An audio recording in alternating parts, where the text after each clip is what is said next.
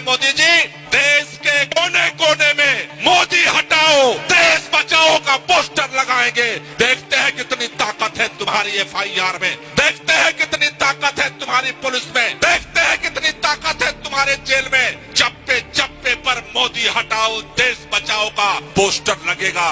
मोदी जी, कल आपने दिल्ली में पोस्टर लगा था और आपने एफआईआर किया। ब्रिटिश अंग्रेजों के राज में भी कभी एक पोस्टर और एक पर्चे के लिए 136 एफआईआर नहीं हुई थी अंग्रेजों के राज में भी। आज हजारों लोग मोदी हटाओ देश बचाओ का पोस्टर लेकर के खड़ा है, क्योंकि इस देश के अंदर वर्तमान में एक ऐसा व्यक्ति प्रधानमंत्री है जो हिटलर बनने का सपना देखता है। इसलिए आज एक ही रास्ता बचा है, अरे मोदी हटाओ, अरे मोदी हटाओ, अरे मोदी हटाओ, आकर के एफआईआर करो। आज संविधान की धज्जियां उड़ाई जा रही। क्या आपको लगता है कि नरेंद्र मोदी के प्रधानमंत्री रहते हुए भारत का संविधान सुरक्षित है? संविधान के साथ साथ पूरे विपक्ष की आवाज को खत्म करने की, कुचलने की कोशिश हो रही है, फर्जी मुकदमे में फंसाने की कोशिश हो रही है। क्या आपको लगता है कि नरेंद्र मोदी के प्रधानमंत्री रहते भारत का संविधान, भारत का लोकतंत्र बच सकता है? बच सकता है? तो फिर रास्ता एक ही है कि मोदी को हटाओ, तभी लोकतंत्र बचेगा। आपको लगता है कि नरेंद्र मोदी के प्रधानमंत्री रहते किसानों का भला हो सकता है? क्या किसानों के ऊपर जो मुकदमे लगे थे वापस हुए? क्या उनसे जो वादा किया गया था पूरा हुआ? क्या नरेंद्र मोदी के रहते, प्रधानमंत्री रहते, किसानों के साथ न्याय हो सकता है? जो उस आंदोलन में शहीद हुए उनके साथ न्याय हो सकता है? इसलिए अब देश की मजबूरी है कि नारा इस बात के लिए खड़ा हो कि मोदी हटाओ और देश, और कोई रास्ता नहीं है, सारे रास्ता अपना नहीं। तस्वीर एक नए हालात देश में पैदा किए जा रहे हैं। कल आपने देखा होगा, सुना होगा, टेलीविजन पर देखा, अखबारों में पढ़ा होगा, कल दिल्ली के अंदर मोदी हटाओ और देश बचाओ का पोस्टर लगा, हुकूमत थर्रा गई। मैंने कल के बाद काफी इतिहास को खंगाला, इतिहास में मेरी रुचि है। ब्रिटिश अंग्रेजों के राज में भी कभी एक पोस्टर और एक पर्चे के लिए 136 एफआईआर नहीं हुई थी अंग्रेजों के राज में भी। आप समझो कि ये कहां पहुंच रहे। लेकिन जैसा हमने कहा कि तुम्हारे जुल्म और तुम्हारे अन्याय के खिलाफ लड़ने का आवाज है मां भारती के बेटे बेटियां। मां भारती के बेटे बेटियां बर्दाश्त तो करते हैं, लेकिन जब सर के ऊपर से पानी गुजर जाता है तो हम मुकाबला करना भी जानते हैं। मैं आज इस देश के प्रधानमंत्री, भारतीय जनता पार्टी के केंद्र की सरकार, हम सब लोगों से ये बात कहना चाहते हैं, मोदी जी, कल आपने दिल्ली में पोस्टर लगा था और आपने एफआईआर किया। आज इस जंतर मंतर पे आज हजारों लोग मोदी हटाओ देश बचाओ का पोस्टर लेकर के खड़ा है। मैं दावत देना चाहता हूं, निमंत्रण देना चाहता हूं, आकर के एफआईआर करो।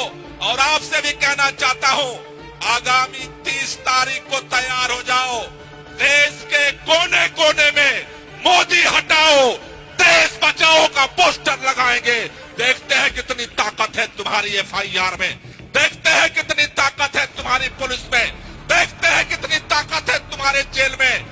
चप्पे चप्पे पर मोदी हटाओ देश बचाओ का पोस्टर लगेगा। जेलें तुम्हारी भर जाएंगी, लेकिन सीना और हाथ कम नहीं होगा इस मां भारती को बचाने के लिए। 30 तारीख को पूरे देश में तैयारी करो, पूरे देश में ये पोस्टर लगाएंगे। और इसके लिए एक बार यहां से भी नारा गूंजना चाहिए, आगे से लेकर पीछे तक, अरे मोदी हटाओ।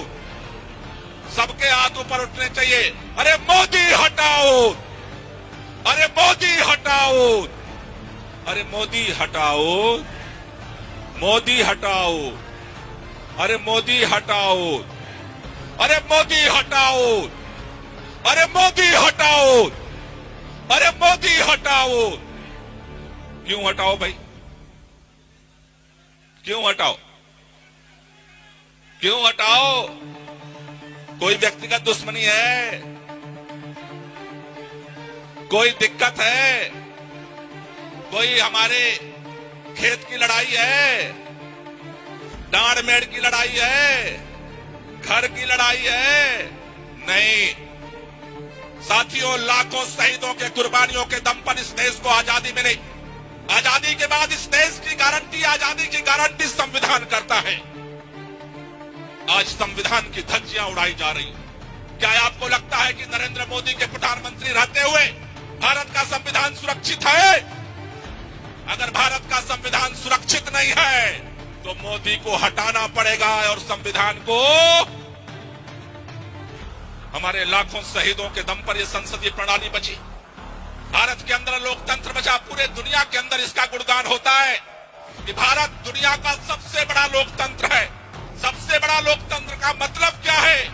भारत के लोकतंत्र में सत्ता पक्ष और विपक्ष दोनों तरह के प्रतिनिधि जीत करके आते हैं। जो बहुमत में होते हैं वो सरकार बनाते हैं। इसका मतलब ये नहीं कि जो विपक्ष में बैठे हैं वो जनता के प्रतिनिधि नहीं होते। अपने कॉन्स्टिट्यूंसी से बहुमत से वो जीत करके आए हैं। लेकिन पिछले दिनों आप देख रहे हो संविधान के साथ साथ पूरे विपक्ष की आवाज को खत्म करने की, कुचलने की कोशिश हो रही है, फर्जी मुकदमे में फंसाने की कोशिश हो रही है। क्या आपको लगता है कि नरेंद्र मोदी के प्रधानमंत्री रहते भारत का संविधान, भारत का लोकतंत्र बच सकता है? बच सकता है? तो फिर रास्ता एक ही है कि मोदी को हटाओ, तभी लोकतंत्र बचेगा। इस देश के अंदर किसान, हमारे कई सारे साथी पंजाब के देख रहा हूं मैं, यहां उपस्थित है। पूरे देश के किसानों ने एक साल इस दिल्ली के सरहद पे सर्दी, गर्मी, जाड़ा बर्दाश्त किया।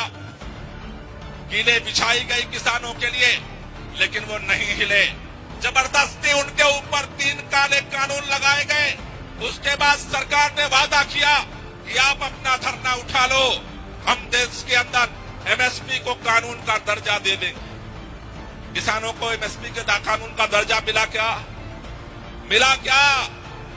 अभी रामलीला मैदान में फिर किसान जुटे थे। आपको लगता है कि नरेंद्र मोदी के प्रधानमंत्री रहते किसानों का भला हो सकता है? क्या किसानों के ऊपर जो मुकदमे लगे थे वापस हुए क्या? उनसे जो वादा किया गया था पूरा हुआ क्या? क्या नरेंद्र मोदी के रहते, प्रधानमंत्री रहते, किसानों के साथ न्याय हो सकता है? जो उस आंदोलन में शहीद हुए उनके साथ न्याय हो सकता है? क्या मुकदमे वापस हो सकते हैं? क्या एमएसपी मिल सकती है? इसलिए अब देश की मजबूरी है कि नारा इस बात के लिए खड़ा हो कि मोदी हटाओ, और देश और कोई रास्ता नहीं है। सारे रास्ता अपना लिया। देश के छात्रों ने, याद करो, जवाहरलाल नेहरू विश्वविद्यालय के छात्र, इलाहाबाद विश्वविद्यालय के छात्र, हैदराबाद यूनिवर्सिटी के छात्र, जामिया मिलिया इस्लामिया के छात्र, बनारस हिंदू यूनिवर्सिटी के छात्र, पूरे देश के छात्र जब आवाज उठा रहे थे, उनको देशद्रोही, आतंकवादी कह करके कुचल दिया गया। हैदराबाद के अंदर एक नौजवान रोहित वेमुला शहीद हो गया। नौजवानों की आवाज को कुचल दिया गया, उनकी आवाज को बंद कर दिया गया। और इस देश के अंदर नौजवानों को संदेश दिया गया कि अगर बोलोगे तो फिर तुम्हारे खिलाफ तुम्हें आतंकवादी घोषित करके और तुम्हारी जिंदगी को तबाह कर देंगे। आपको लगता है कि इस देश में 9 साल होने जा रहे हैं, देश के प्रधानमंत्री नरेंद्र मोदी की सरकार रहते हुए उन छात्रों को न्याय मिल सकता है? क्या उनकी आवाज खुल सकती है? क्या छात्रों को न्याय मिल सकता है? तो नहीं मिल सकता है। आंदोलन तो सब करके देख लिया, लोगों ने आवाज उठाया, छात्रों ने, विश्वविद्यालय ने, सड़क पर सब जगह आवाज उठाई, लेकिन आवाज को कुचल दिया गया सत्ता के दम पर। सत्ता के दम पर यह आवाज क्यों कुचली जा रही है? क्योंकि इस देश के अंदर वर्तमान में एक ऐसा व्यक्ति प्रधानमंत्री है जो हिटलर बनने का सपना देखता है। इसलिए आज एक ही रास्ता बचा है कि मोदी हटाओ और देश, यही रास्ता बचा है। देश के मजदूरों की क्या हालत है? आजादी की लड़ाई के बाद इस देश के अंदर मजदूरों को अलग अलग एक्ट में, अलग अलग धाराओं में अधिकार मिला था कि अगर उनके अधिकार को छीना जाएगा तो इस कानून के तहत उनको सुरक्षण दिया जा सकता है। आजादी की लड़ाई के बाद मजदूरों की हालत तो ऐसे ही दयनीय है। इस देश के अंदर एक किसान का बेटा, एक मजदूर का बेटा जिस तरह की जिंदगी जीने को मजबूर है आजादी के 75 साल बाद, शायद भगत सिंह, राजगुरु, सुखदेव आज जिंदा होते। भगत सिंह बटुकेश्वर दत्त ने असेंबली में बम इसीलिए फेंका था कि मजदूरों के खिलाफ सेफ्टी बिल लाया जा रहा था। आज मजदूरों के सारे कानून खत्म कर दिए, अधिकार खत्म कर दिए, केवल 4 कानून में सिमटा दिया।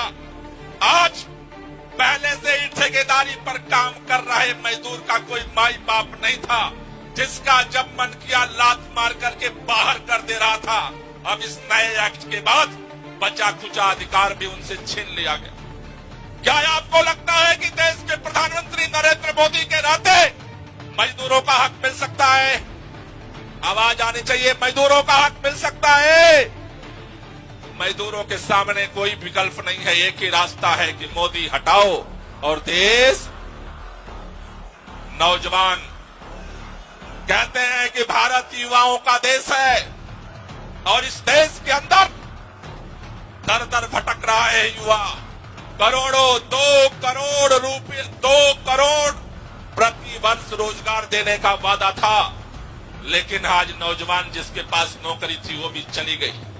क्या आपको लगता है कि 9 साल में जो नौजवानों को रोजगार नहीं दे पाया, अगले 1 साल में नौजवानों को रोजगार देने सक्षम है?